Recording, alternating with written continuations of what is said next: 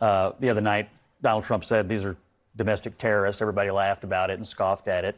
That video looks like terrorism to me. I mean, it's obviously an organized, coordinated effort, however people are communicating with each other, to do this to people around the country who chose to buy a Tesla at some point in the past, many of whom I'm sure are Democrats who bought them in the first place, all because their entire political worldview is ruled by their emotions. And that's the American left right now. It is one angry mob after another willing to take things into their own hands, up to and including keying, firebombing, and otherwise vandalizing cars and car dealerships and charging stations. It's outrageous. It is terrorism. People ought to be put in jail and left there for a very long time and be taught a lesson. So when they do it to a Tesla dealership, it's really bad. But when they do it to the halls of Congress, we should pardon them. Is that your position? No, I've never. I don't are you support, okay with the January 6th pardons? I know you haven't been around for a while, so let me educate you about my position about January the 6th. I'm so sorry. Let me educate you. No, you don't need to patronize me. You don't need to. You don't need to be condescending to me. So let me educate you about my position. You want to attack me? Let me finish. Let me finish.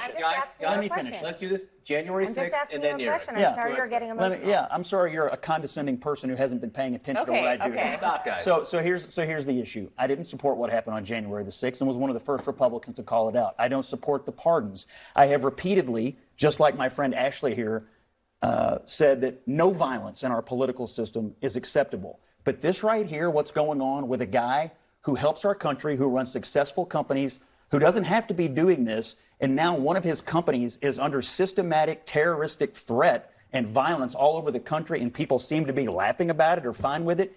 It's outrageous. I just wish all of us would support criticism of, or would support punishing people who are violent wherever they are. For what I understand, the Teslas will fall apart if you just leave them alone anyway. Yeah. There's nothing really anybody really needs to do about it. Just drive them enough. Eventually, the things will start to just like I do think fall off the side. From what I've read, allegedly. One thing that would, and I don't actually think anybody was both siding this, is I think one of the ways to actually move past this is not to be, I don't know who these people are. I don't associate with them as Democrats.